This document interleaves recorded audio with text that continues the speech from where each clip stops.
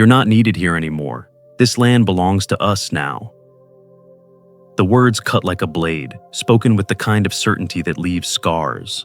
Imagine building a life from sweat and sacrifice, only to be told by your own blood that everything you poured yourself into no longer belongs to you. Betrayal doesn't always come from strangers. It often comes from the hands you once held, the faces you once trusted. And when that betrayal tries to erase your very identity, the wound it leaves isn't just personal. It's a fracture that echoes through every corner of your soul. This is the story of what happens when silence ends, when a man refuses to surrender what cannot be stolen, his dignity. Before we dive into today's story, I recommend you hit that subscribe button and turn on the notification bell, so you never miss a new story filled with drama, resilience, and unexpected twists. If you enjoy this video, type 1 in the comments. If not, type 0 to let me know how I can make better content for you. Now, settle in, get comfortable, and maybe grab your favorite drink, because this is a tale you won't want to miss. Let's get started. I was 62 years old, and the years showed in the lines etched across my face and the calluses hardened into my hands. My name is Thomas Walker, though most people in town simply call me Tom. Out here in Red Rock Basin, Montana, names matter less than the work a man puts into the land. For more than 3 decades, my life had revolved around Walker Ranch, a spread of cattle pastures, a modest log house, and a horizon that always promised more sky than a man could measure. Since 1989, when Linda and I first drove the corner posts of the fence into the rocky soil, this land had been more than property. It was our testament, our anchor, and now, after her death, my last refuge. The ranch smelled of hay, leather, and dust, a mixture that lingered no matter the season.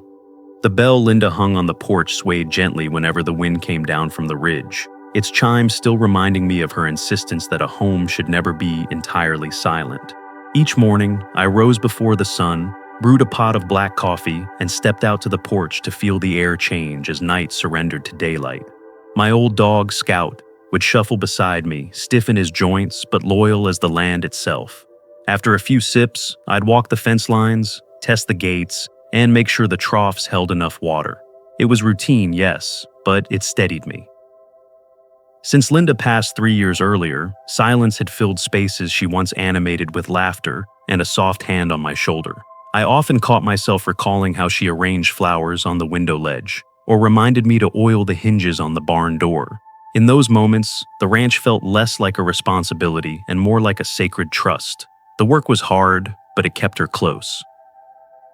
My son, Jacob, though everyone called him Jake, had once been a boy who rode our old Palomino horse, Dusty, around the yard until his boots slipped from the stirrups.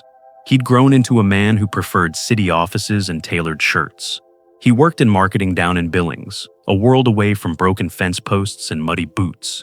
His marriage to Brooke Hargrove connected him to a family that spoke fluently about investments, cash flow, and optimizing assets. Brooke's father, Calvin, carried himself like every handshake was part of a negotiation. Her mother, Marlene, had a way of smiling that managed to look gracious and dismissive all at once. I had never felt entirely comfortable around them. They were polite enough, but always with an undertone that suggested they were measuring what I owned rather than who I was.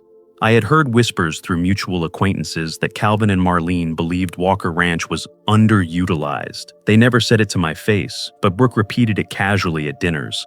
I told myself not to take it to heart. Families from the city never truly understand the rhythm of a ranch, I reasoned. Yet, Jake had grown more distant since his marriage. Calls became requests, and visits often involved some favor or check. I gave because that's what fathers do, or so I convinced myself. But lately I felt an unease in his tone, as if I were more an obstacle than a father. That morning, though, I allowed myself to believe in peace. I saddled Dusty and rode slowly across the northern pasture, where the grass bent like a rolling tide in the breeze. Red Rock Basin glowed under the rising sun, the sandstone cliffs catching light in colors no paintbrush could ever capture. The silence was broken only by Scout's distant bark and the faint clinking of Dusty's bridle. For a moment, I felt almost young again, with the promise of a quiet day ahead. When I returned to the house, I poured another cup of coffee and sat on the porch steps. Scout stretched beside me, head resting on his paws. That's when the stillness shifted. He lifted his head, ears pricked, and barked sharply toward the long dirt road. Dust rose in thick clouds, rolling closer with each second.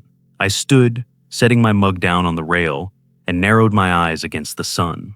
Two black SUVs appeared out of the dust, their polished exteriors out of place against the rough country road. They were too sleek, too deliberate, like crows landing where they didn't belong.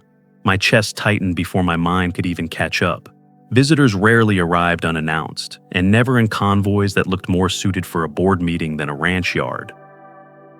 The vehicle slowed, crunching over the gravel, before stopping in a line that blocked the entrance as neatly as a cattle guard. Doors swung open in practiced unison. I recognized the broad frame of my son stepping out of the driver's side of the lead vehicle, Brooke at his side. Behind them, Calvin and Marlene emerged, carrying themselves with the same air of ownership I'd seen at their dinner table years ago. They looked around as though they had already begun making decisions about what to change, what to keep, what to discard. Scout barked again, his voice sharp and unsettled. I placed a hand on his back, feeling the tension ripple through him. My own heart echoed the same unease. The ranch had always been my sanctuary, the one place that still carried Linda's presence. But as I watched my son's easy stride toward me, with his in-laws close behind, I knew the stillness of this land was about to fracture. They didn't wave. They didn't even hesitate. They walked with the confidence of people who believed they belonged here. I remained on the porch, standing beneath Linda's wind chime, as it rang softly in the rising breeze. That sound was the last reminder of peace before the storm I didn't yet fully understand began to roll over my land. If you're still watching and felt that sting of betrayal, drop a number 1 in the comments so I know you understand how deep that wound cuts. The engines of the two SUVs cut off at the same time, and the sudden silence pressed against my chest harder than the roar of their arrival. Gravel crunched beneath polished shoes as Jake, Brooke, and her parents crossed the yard, with the certainty of people who had already decided the outcome. I remained on the porch, my hand resting on the railing worn smooth by years of Linda leaning against it, while we watched the sunset. Scout growled low in his throat, unsettled by the strangers who walked with such familiarity across land they had no right to claim. Jake was the first to speak, his voice casual, almost rehearsed. "Dad, this is going to be easier if you just hear us out." He gestured toward Brooke, who carried a slim folder clutched like a prize. She marched straight past me into the kitchen without asking permission, her heels tapping against the wood floors Linda had insisted we polish every spring. Calvin followed, offering me a tight nod, the sort of acknowledgement a man gives to a ranch hand after a job half done. Marlene smiled faintly, but it was the kind of smile that never touched her eyes. I stepped inside behind them, the smell of leather and dust still clinging to me from the barn. The house felt smaller with their presence, as if the air itself resisted. Brooke laid the folder on the table and opened it, revealing pages with highlighted lines and sticky notes. "It just makes more sense this way," she said smoothly. "You hardly use the ranch anymore, and my parents need a stable place. We've decided it's theirs now. Mom." The words landed like stones in my chest. I looked around the kitchen. Linda's apron still hung from its hook near the stove, the hem frayed where she had caught it on a fence years ago. The ceramic rooster she loved stood on the counter, its paint chipped but still proud. Empty, Brooke had called it. This place was anything but empty. I remembered crawling under the porch just last month to patch the water line, remembered the sting of sunburn as I stretched new barbed wire along the north fence. Every nail I'd driven, every repair I'd made, told the truth. Calvin poured himself a glass of water from the pitcher on the counter, not bothering to ask. "We'll take good care of it," he said with that silky assurance that sounded more like a sales pitch than a promise. He sat down heavily, as if the chair already belonged to him. Marlene adjusted the cushions on the sofa, smoothing the fabric as though she were preparing for guests. I stayed standing, my eyes steady on Jake. Since when does something I own become someone else's without my say? My voice was calm, but beneath the calmness coiled something sharper. Jake didn't flinch. It's not like you're here all the time, Dad. You're just being selfish holding on to it. The word selfish slid into the air like a blade. For 3 years since Linda passed, I had written checks, paid for his wedding, covered the loan on his car, and helped with the deposit on their apartment. Every time I told myself I was keeping family together. Selfish was the last word I expected to hear from him. I drew in a breath, forcing myself to stay steady. Anger would give them ground. The ranch title is still in my name, I said quietly. Jake shrugged, his face blank, as though legal ownership were only a technicality compared to what he and Brooke had decided. Brooke leaned against the counter, her eyes flashing with something triumphant.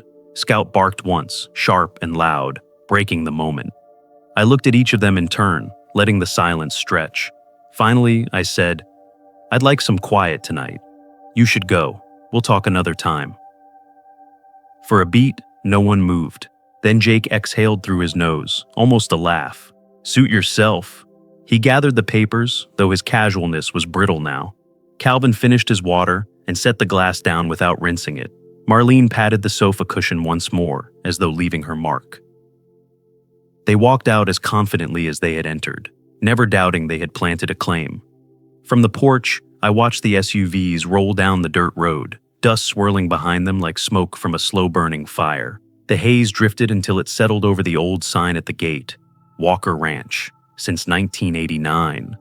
The letters blurred, and for a moment, I saw what they wanted me to see, my legacy swallowed by their entitlement. But the dust would clear, it always did. Scout pressed against my leg, whining softly, as if sensing the storm ahead. I placed my hand on his head and stared out across the land, the same land Linda and I had built a life upon. They thought I would bend, that I would surrender what was mine to their arrogance. They were wrong. I whispered the words to the evening wind, letting them settle into the soil the way seeds do. They will never forget this day. It wasn't anger that carried the vow. It was something colder, steadier, the kind of resolve that comes only from years of building fences, mending roofs, and standing guard over what matters most. This ranch was not empty. It was alive, and it was mine, and I intended to keep it that way. If you're still here and sensing how tension keeps rising, comment number 2 below and let me know you're walking through this moment with me. The phone rang on a Wednesday evening while I was rinsing dishes from a simple dinner of stew and bread. The sound cut through the quiet house, sharp and insistent. I dried my hands on a towel and picked it up, balancing the receiver against my shoulder. "Dad," Jake's voice came through, flat and clipped, the way a man speaks when he already knows the conclusion.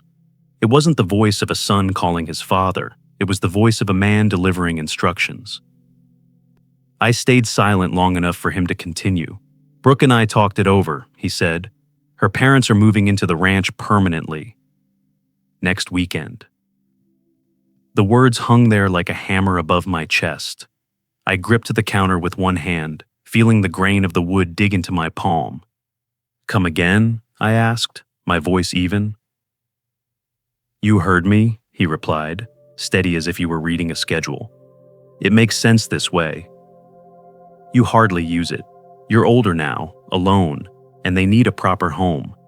It's not healthy for you to cling to a place like that." Older now, alone. The phrases struck harder than I cared to admit.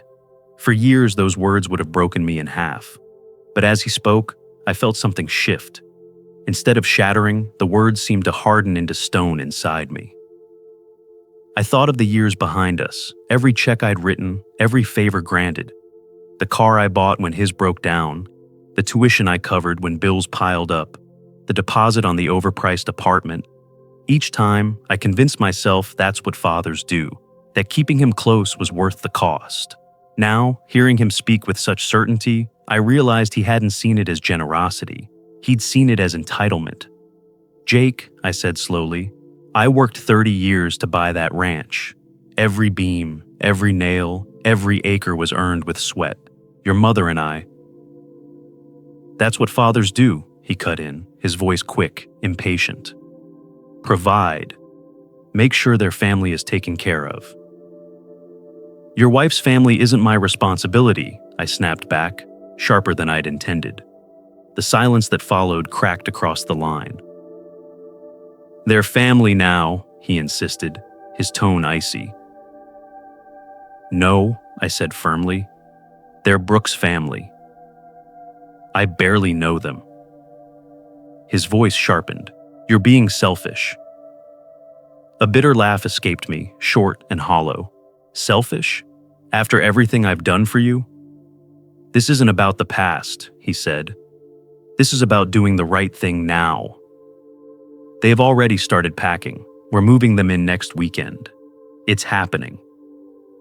I leaned against the counter, feeling the cool tile press against my back. "No," I said simply. "You think you can stop this?" His voice rose, the mask slipping. "If you fight it, you'll embarrass yourself. You'll lose." Yeah, for years I had avoided exactly that. Embarrassment in front of my own son. I kept my demands low, my voice calm, my wallet open. But something about the way he spoke, like the verdict was already written, released me from the fear. I didn't need to argue. I didn't need to plead. I pulled the receiver from my ear and pressed it back onto the hook, the click echoing louder than his voice ever had. For the first time in our lives, I ended the call first. The house was silent except for the hum of the refrigerator. I stood there, my breathing even, my heart steady. That click was more than the end of a call. It was the opening move in a game I hadn't wanted to play but could no longer avoid. That night, I went through the motions as though nothing had changed. Shower, a glance at the newspaper, brushing my teeth. But when I lay down, the ceiling above me became a canvas for my thoughts. Dates lined up in my head like fence posts. Wednesday, Thursday, Friday, Saturday. He'd given me a deadline, next weekend. A fixed target, ... 30 years in construction had taught me how to think in phases, how to build from the ground up, and how to undermine a foundation if needed. Jake believed he had cornered me, but he had actually given me the advantage. Deadlines make men careless. Deadlines can be turned into weapons. I turned on my side, staring at the empty space where Linda used to sleep. She hated deadlines, but she loved preparation. "Measure twice, cut once," she always said when we worked on projects together. The words returned to me now, more blueprint than memory. My son had just declared war over the one thing that tethered me to her. And in his arrogance, he'd given me exactly what I needed: time to prepare. I closed my eyes, not in despair, but in resolve. The ranch wasn't just land, it was legacy, memory, and proof that my life had mattered. Jake thought he could erase me with words, with timelines, with entitlement, but he underestimated the man who built the ranch with his own hands. By morning, I would begin planning, and once I started, there would be no stopping. If you're still watching and can feel the weight of this confrontation, type number 3 in the comments so I know you're right here holding your breath too. The morning after Jake's call, I pulled on my old Navy sport coat, the one Linda always said made me look like I was headed to a bank meeting. I wasn't dressing for style, I was dressing for intention. The drive into town was long, 2 hours of winding roads through the basin, the mountains cutting shadows across the early sun. With every mile, I rehearsed what I needed to say. It wasn't easy, asking for help, but I knew I couldn't face this alone. Marcus Reeves had been my attorney for over 20 years. He'd negotiated contracts when I leased grazing land and drafted papers when I refinanced the ranch. More than that, he'd been a friend since the days when Jake was still a boy chasing cabs across the corral. When I walked into his office on Main Street, he stood from behind his desk, his handshake as firm as I remembered. "Tom," he said, "what brings you in on a Thursday morning, looking like you're about to testify before Congress?" I sat across from him, the leather chair squeaking under my weight. "Marcus, I've got a situation, a family one, and I need it airtight." He raised an eyebrow but didn't interrupt. So I laid it out. The porch confrontation, Brooke's smug smile, Calvin and Marlene acting like they already owned the place, and then Jake's call declaring they were moving in permanently. By the time I finished, Marcus had stopped writing notes. He leaned back, arms folded. "Family disputes get ugly," he said carefully. "Worse than business ones, because no one wants to blink first. But let me tell you this, that ranch is in your name. You bought it outright, yes? Every nail and board, I said. Then legally, it's yours. They can posture, but without a deed transfer, they have no claim. Relief flickered, but it didn't last. Jake's not playing games, Marcus. He set a deadline, next weekend. He thinks if he moves them in, the fight's over. Marcus tapped his pen against the desk. Then we move faster. Step 1, gather every document you have, deed, purchase records, tax statements. Step 2, start documenting everything. Calls, texts, in-person threats, dates, times, exact wording. If this goes to court, we'll need a clean trail. And if they force their way in, that's trespassing. Law's on your side. But here's the catch, legal protections don't appear overnight. Reinforcing ownership through a trust or an estate plan could take weeks, maybe months. Judges don't hurry just because a man's son is impatient. The words landed heavy. Weeks. Jake had given me days. Marcus saw the frustration in my face. Tom, the law will back you up, but you'll need patience. Don't let him bait you into overreacting. Keep your head. Paper is stronger than anger. I left the office with a folder of notes and a to-do list that felt longer than a cattle drive. Outside, I paused beside my truck. The sky was a hard Montana blue, merciless in its clarity. I leaned against the door and thought of Linda. She used to say, "Never build on weak foundations. If the ground shakes, the whole house falls." The law was a foundation, sure, but it wasn't solid enough on its own, not with Jake's deadline looming. I drove back through town, past the feed store and the post office, places where neighbors waved and nodded, oblivious to the storm gathering around me. My mind wandered to Darren Miles, the bachelor who lived 3 houses down the county road. He was 52, clever with wires and machines, the kind of man who could make a house sing or scream with a flick of his wrist. I hadn't spoken to him in weeks, but I remembered his garage stacked with routers and gadgets. A thought stirred, half-formed. Maybe I'd need more than legal walls to protect the ranch. By the time I pulled into the driveway, Scout bounded out, tail wagging, as if nothing in the world had changed. I scratched behind his ears, grateful for his steady loyalty. Inside the house, I spread Marcus's notes across the kitchen table. The papers looked neat, orderly, logical, but the house felt no safer than when I'd left. I poured myself a cup of coffee, sat at the table, and stared at the deed I'd pulled from the safe. My name sat bold across the top, black ink on white paper. Proof, Marcus would call it. But proof didn't stop men like Calvin, or sons who had forgotten the value of sweat. Proof didn't stop arrogance from marching up a porch and laying claim. That night, I slept little. Every creak of the house carried weight. I tried to convince myself that meeting Marcus had been progress, that I'd taken the first step towards securing what was mine. But underneath, I felt it. The gnawing truth that the first attempt hadn't bought me safety. It had only bought me time. As the clock ticked past midnight, I sat at the kitchen table with a notepad. I wrote one word at the top in block letters: options. Beneath it, I listed what Marcus had said: legal trust, documentation, patience. Then I drew a line and added another column: strategies. And that was where the fight would truly begin. If you're still here and the suspense has you hooked, comment number 4 below and let me know you're with me in this storm. The second call came late on a Friday afternoon, while I was mending the gate at the south pasture. The sky had that golden edge that always reminded me of Linda, the way she'd pause in the doorway just to watch the light spill across the hills. I wiped my hands on a rag and answered without thinking. Jake's voice hit me before I could even say hello. "I don't care what Marcus told you," he snapped. "We're moving them in next weekend. Brooke's parents need a home, and you're just dragging this out to make a scene." I leaned against the post, the phone pressed to my ear. "It's my land, Jake. My home. No one moves in unless I say so." "You sound ridiculous," he fired back. "You're going to embarrass yourself. Do you want the sheriff out here? Do you want the whole town whispering that you lost your mind? Because that's what's coming if you keep this up." My knuckles whitened around the rag. You think the law's on your side? The law doesn't matter when family knows what's right, he said flatly. Mom wouldn't want the ranch sitting empty while you rot out there alone. That line sliced deeper than anything he'd said before. For years, I'd kept the ranch alive in Linda's memory, fixing fences, sanding floors, keeping her apron hanging in the kitchen. Empty, he called it, as if her laughter, still echoing in the wind, counted for nothing.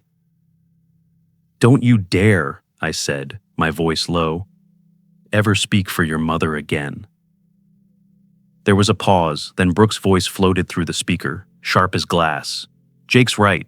You're clinging to a past that's gone. You're a lonely old man holding on to dirt and wood, while people who could use it are forced into apartments. My parents have sacrificed plenty. They deserve better. I closed my eyes, fighting the rush of heat behind them. Your parents deserve nothing from me, I said. Brooke laughed, a cold sound. We'll see. Either you cooperate, or you'll watch as everyone realizes you've lost touch with reality. The call ended abruptly, the line going dead. For a moment I just stood there, the wind moving through the grass, carrying their words into the wide emptiness of the basin. I felt the weight of the rag in my hand, rough and damp with sweat. But heavier still was the realization that the bridge between me and my son had burned. I walked slowly back to the house, every step dragging with the kind of fatigue that has nothing to do with age. Inside, Scout followed me to the study, his nails tapping on the floor. I sank into the leather chair, the one that had molded to my shape over decades. On the shelf above me, Linda's photo watched quietly, the copper in her hair catching the last of the evening sun. For years, I had bent myself to keep peace with Jake. I'd told myself that generosity would keep him close, that silence would keep him respectful. I wrote checks, I kept my head down, I swallowed every slight. And now, here I sat, being told I was an obstacle, a relic to be cleared away so Brooke's family could stretch out in what was mine. The anger didn't explode. It didn't even burn. It cooled, like steel hardening under water. In that cooling came clarity. Jake wasn't asking anymore. He was taking. And the man I'd allowed him to become was ready to erase me to do it. I stared at Linda's smile in the photo, the one that always looked like she knew something I didn't. They think they've won, I whispered. But you'd want me to handle this my way.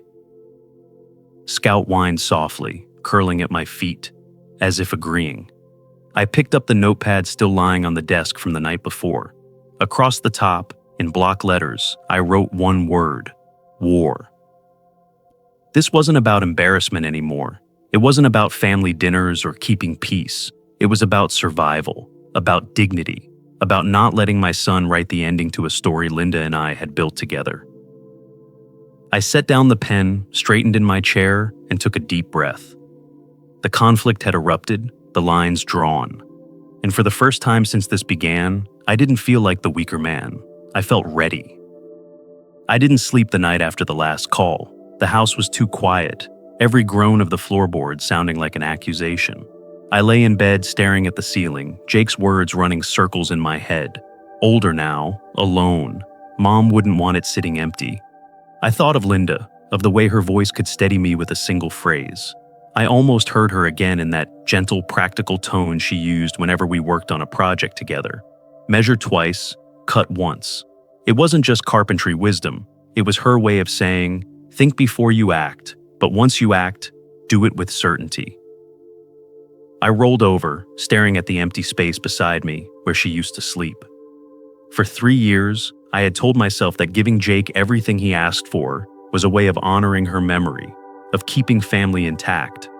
But lying there, I finally saw the truth. My son wasn't family anymore, not in the way Linda meant it. He was an adversary, and adversaries don't need appeasement. They need boundaries. By 2 a.m, I gave up on sleep and padded into the kitchen. I poured black coffee into one of Linda's chipped mugs and set a yellow notepad on the table. Across the top, I wrote in block letters, options. I drew 3 columns beneath it: legal, practical, psychological. Under legal, I wrote Marcus's name. He would reinforce the deed, prepare trust paperwork, document every word Jake had thrown at me. Paper walls could be strong if you built them thick enough. But as Marcus had said, paper was slow, and Jake's deadline was fast. Under practical, I wrote locks, cameras, security. I knew the hardware stores in town. I could buy padlocks, heavy bolts, motion lights, but locks could be broken, cameras could be covered. I needed more than hardware. That led me to the third column, psychological. I sat for a long time with the pen hovering over the page before I started writing. Deterrence, discomfort, fear. I remembered stories from my years in construction, buildings wired with automated systems that could change lights, sounds, even water flow. It didn't take much to make a man doubt his senses, and doubt could be stronger than any chain-link fence. By the time the coffee pot was empty, I had a rough blueprint of what had to come next. Marcus would handle the law, I would handle the ground war, and the psychological part. I knew exactly who could help. My neighbor, Darren Miles, had the kind of garage that looked like NASA had rented it. He was a man who spoke the language of circuits and sensors better than small talk. If anyone could give the ranch teeth, it was him. The clock on the stove read 4:30 when I set the pen down. I sat back, rubbing my eyes, the paper full of my scrawled handwriting. For the first time in days, I didn't feel like prey. I felt like a man preparing for battle. I walked into the study, the notepad in my hand. On the shelf, Linda's photograph caught the dim light. She was smiling, her head tilted in that way that always suggested she knew what was coming before I did. I set the notepad beneath her frame and touched the glass lightly. "I won't let them erase us," I whispered. Scout stirred at my feet, lifting his head to look at me with those steady brown eyes. I crouched down, resting a hand on his back. "It starts tomorrow, boy," I said. His tail thumped once against the rug, as if he understood. The decision had been made. I wasn't going to reason with Jake anymore. I wasn't going to beg or bargain. The days of saying yes to everything were over. From this moment forward, I would act, not react. I would fight not just with deeds and contracts, but with every ounce of ingenuity, grit, and patience that 30 years on this ranch had given me. I poured one last cup of coffee and watched dawn push light over the horizon. The ranch stretched out beyond the window, fences running long and straight, the barn standing steady against the morning chill. It wasn't just land. It was Linda's laughter, my sweat, our years stitched into the soil.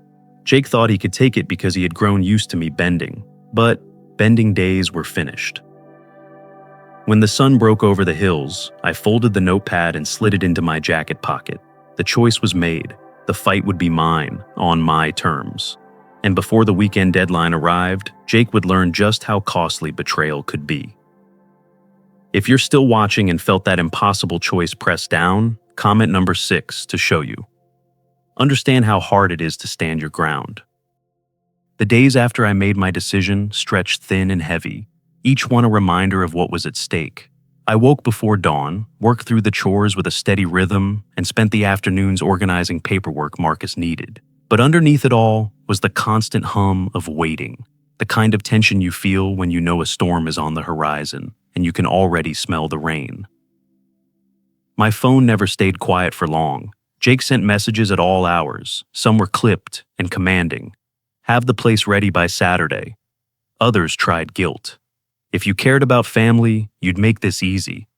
And sometimes they carried the mocking tone of a man who thought he was already victorious. You're just dragging this out, Dad. Everyone knows it's over. I didn't answer a single one. I saved each text, time-stamped them on a pad just as Marcus had told me. Still, the silence pressed hard against me.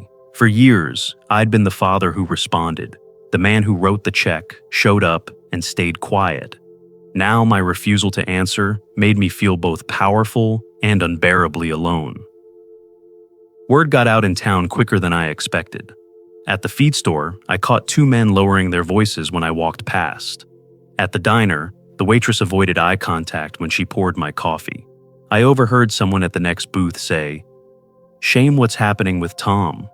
Stubborn pride ruins families Jake and Brooke had been busy spreading their version of events, painting me as unreasonable, an old man clinging to land he barely used.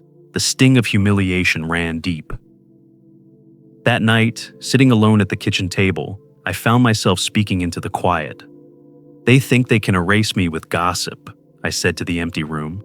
Scout lifted his head from his spot by the stove, his ears twitching as if in agreement. He had become my only steady witness, padding after me through every chore, resting at my side in the evenings. His quiet loyalty steadied me in a way no neighbor's opinion could. The betrayal sat heavier in the silence of night. I lay awake, hearing Linda's voice in the corners of memory. She used to say the ranch was more than acres and cattle. It was proof of the life we built. Those words haunted me now, sharper than any insult Jake could throw. He wasn't just trying to take land. He was trying to rewrite what Linda and I had carved into the soil with our hands. Late Wednesday, I got my first clear sign that Jake wasn't bluffing. I heard the crunch of tires on gravel and stepped onto the porch just as headlights swept across the gate. Jake's truck rolled past slowly. Brooke sat in the passenger seat, her window down, her smile cold in the fading light. In the back seat, I caught a glimpse of Calvin's profile. He didn't look at me, he just stared straight ahead, jaw set like a man surveying property he already believed was his. The truck slowed near the gate, then rolled on. No words were exchanged, no confrontation. But the message was clear. They were rehearsing, claiming space with their presence. I stayed on the porch until their taillights disappeared into the distance. Then I wrote the time and date in Marcus's logbook, my handwriting sharp and deliberate. That evening, the weight of my choice pressed harder than ever. By standing my ground, I had severed something fragile between my son and me. The boy I raised was now the man driving past my gate with strangers in the back seat, strangers who believed my ranch was theirs to inherit. I knew the fight might cost me Jake forever. I walked down to the gate at sunset, Scout trotting beside me. The sky was streaked with fire, the kind of Montana dusk that looks like the horizon itself is burning. I rested my hands on the cool metal burrs staring out at the empty road. My chest ached with the cost of resistance, but beneath the ache was something steadier, a resolve I hadn't felt in years. "The storm's coming," I whispered into the open air. Scout pressed against my leg, warm and solid, as if to remind me I wasn't entirely alone. The consequences were heavy, the isolation real, but for the first time, I felt like a man standing firm instead of bending. The storm would come, and I would be ready. The morning after Jake's truck rolled past my gate, I woke before the rooster crowed. For once, the weight on my chest wasn't just dread, it was clarity. Waiting wasn't enough anymore. If I was going to stand my ground, I needed to do more than brace myself. I needed to act. I gathered every folder I had on the ranch, deeds, tax records, insurance papers, and drove into town. Marcus met me in his office, his tie slightly loosened, his eyes sharp as ever. I laid the pile of papers on his desk. "Here's everything," I said. He adjusted his glasses and began leafing through the documents with the precision of a surgeon. "This helps. The deed's clean, your taxes are current, and the insurance is ironclad. But we can go further. We'll move toward a trust to shield the property, and I'll prepare trespass notices. If Jake or his in-laws try to set foot on the ranch, you'll have legal grounds to remove them." I nodded, the knot in my chest easing slightly. "How long?" "Paper has its own clock," Marcus admitted. "Days at least, weeks at worst. But don't underestimate it, Tom. Paper wins wars, fists never can." His words stuck with me as I left. The law was a wall, but I needed more than walls. I needed teeth. That afternoon, I walked down the county road to Darren Miles's place. His house was modest, but his garage looked like something out of a science fiction movie. Cables, routers, screens glowing with code. Darren opened the door in jeans and a t-shirt smudged with grease, a screwdriver still in his hand. "Tom," he said with a curious smile, "you don't usually stop by unless something's broken." "You're not wrong," I answered. "But this time, I don't need something fixed. I need something built." He gestured for me to come in. I explained vaguely, careful not to mention Jake by name. "Some folks are trying to claim my place. I need the house and land to feel unwelcome to anyone who doesn't belong." Darren raised an eyebrow, then leaned back against his workbench. Unwelcome, huh? You're talking about deterrence, lights, sound, maybe a few tricks to make people think twice. Exactly, I said. Not dangerous, just enough to make them want to leave. His eyes lit up with the kind of excitement only a tinkerer could have. Motion-triggered lights are simple. I can wire your barns and main house so they blaze like a stadium the second someone steps in. Add speakers that trigger footsteps or voices. Projectors could cast shadows that don't exist.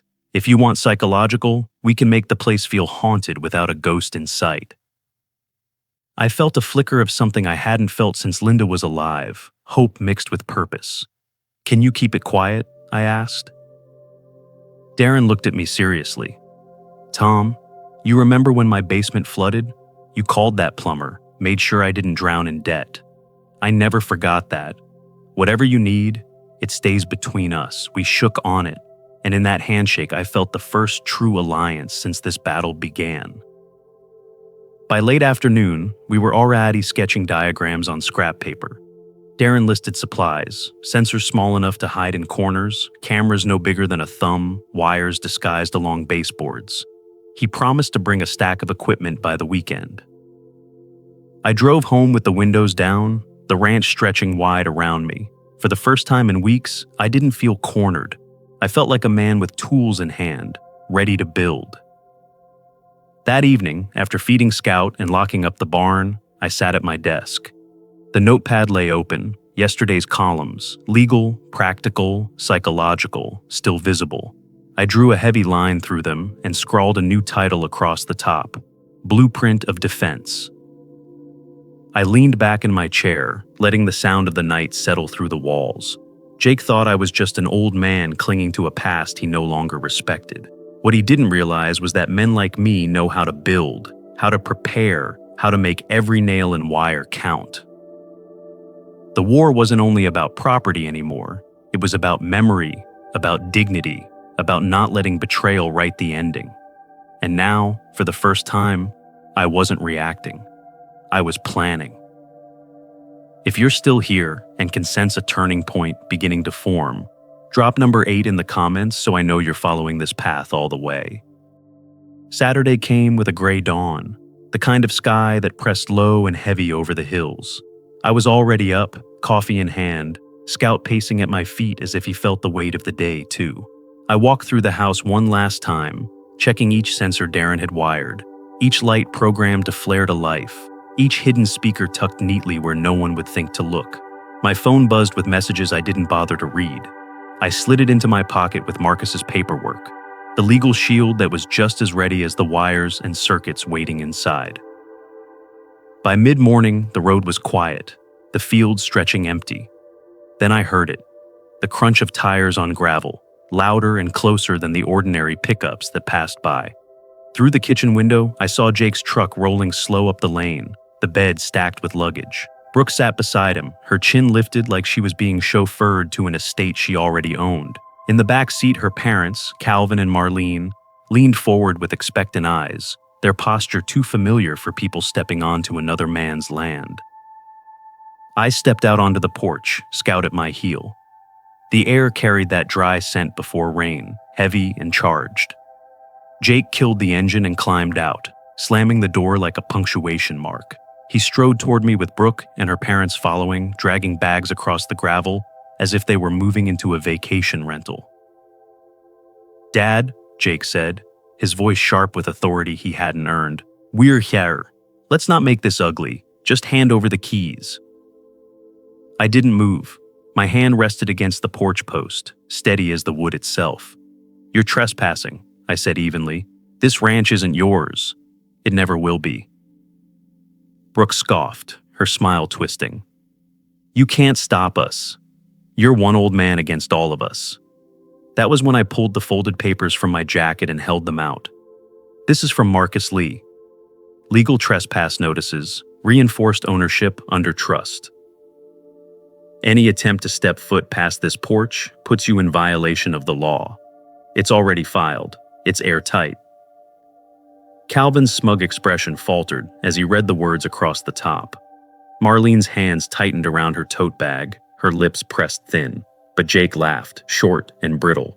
Paper doesn't scare me. You think this is over because of some lawyer's scribbles. He tried to push past me, one foot on the porch step. The system triggered before I even touched the control in my pocket. Lights inside the house flared, flooding every window with harsh white beams. A calm, automated voice filled the air, cutting through the morning silence. Attention. Unauthorized occupants detected. Leave immediately. Brooke gasped, stumbling backward. Calvin muttered something under his breath and nearly dropped his suitcase. Marlene clutched his arm, her eyes wide as the speakers hidden in the walls carried the sound of footsteps, pacing through empty rooms. Jake froze, his face caught between disbelief and rage. "What the hell is this?" he shouted. "It's protection," I said. "This house won't welcome thieves." For the first time, I saw it. The crack in Jake's confidence. The son who had once relied on my silence now stared at me, as if I were a stranger he couldn't control. "You've lost your mind," he hissed. "No," I said quietly, "I've found it." He glared at me, his jaw tight, but he didn't climb another step. Brooke tugged at his sleeve, her voice shaky. "Let's go, Jake." This place is cursed. Calvin and Marlene were already backing toward the truck, their earlier bravado replaced with unease. Jake looked at me one last time, his eyes hot with anger and something else, something close to fear. "You'll regret this," he spat. "Family doesn't take what isn't theirs," I answered. "Family respects." The words hung between us heavier than the low clouds. He turned without replying, hauling the bags back to the truck. They slammed doors, the engine roared, and gravel sprayed as they sped down the road, leaving only dust behind. The porch was quiet again, the lights inside dimming back to normal, the voice system silent. Scout pressed against my leg, his tail thumping once as if to say it was over. I folded the papers carefully and slipped them back into my jacket pocket. I stepped inside, the house cool and still. On the shelf in the study, Linda's photograph caught the dim glow of the lamp. I stood before it, my hand brushing the frame. "It's safe now," I whispered. "We're safe." The house creaked in the old familiar way, not as a warning, but as a sigh of relief. I sank into the leather chair, Scout curling at my feet, and let the silence wash over me. Not triumph, not celebration, just peace. The ranch was mine, not by inheritance or guilt or demand, but by the strength of standing firm when it mattered most. For the first time in years, I felt steady. The storm had broken, and I was still here. The morning after the confrontation dawned, bright and calm, as if the land itself was exhaling after holding its breath for too long. I stood at the kitchen window with a mug of black coffee in hand, watching the sun creep over the ridgeline. The light spilled across the fields in wide gold sheets, settling over the barns and fences I had built with my own hands. Scout stretched out by the hearth, one paw twitching in a dream, the picture of peace. The silence was no longer heavy. It felt earned. For years, I had thought that yielding was the best way to keep peace. I had convinced myself that every check I wrote, every concession I gave, was an act of love. But now I could see the truth. What I thought of as peace was really erosion, slowly wearing down the foundation of who I was. Every time I said yes to something I should have refused, I had been teaching Jake the wrong lesson, that entitlement was his inheritance, that he could take without asking, and I would simply endure. Yesterday shattered that cycle. By standing firm, I had taken back more than a ranch. I had taken back my dignity. I felt it now, steady in my chest, stronger than the bitterness or loneliness. I had not done it with fists or shouting matches. I had done it with resolve, with boundaries, with a refusal to let someone else write the ending of my story. I turned to the shelf in the study where Linda's photograph stood. She was caught mid-laugh in that picture, her eyes crinkled, her hair backlit by summer sun. I set my coffee down and touched the glass lightly. "You were right," I said softly. "Boundaries aren't walls against family. They're what keep family whole." I imagined her smile widening, her quiet pride filling the room.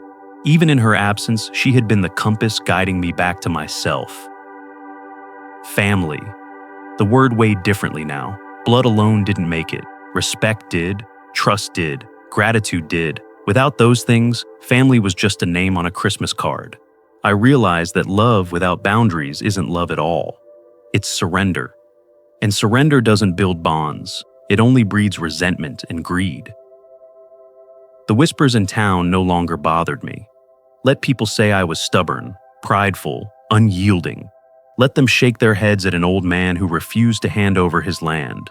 I knew the truth now. If standing tall meant standing alone, then I would do it without shame.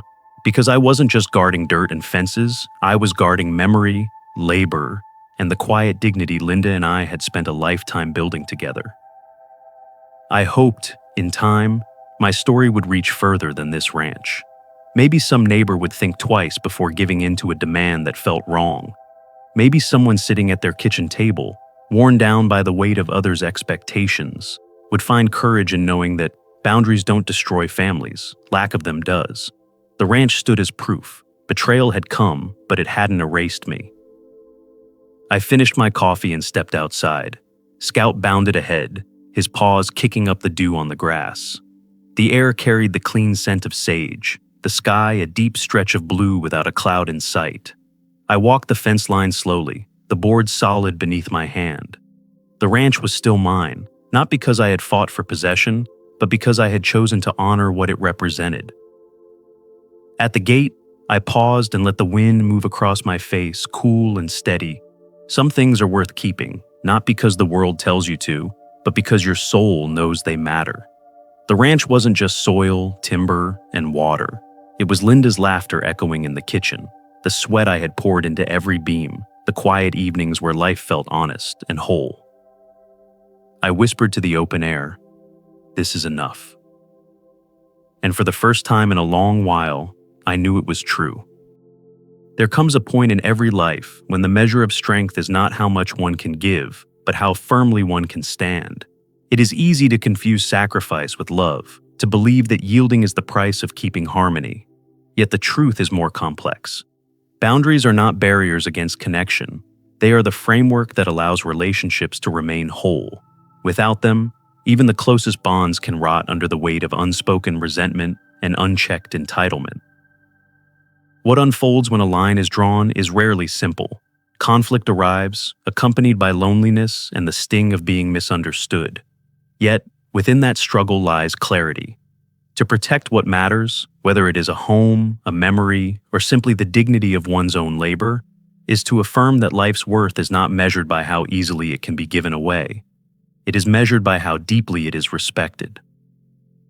There is a quiet lesson in the act of saying no. It is not rejection of family, nor abandonment of love.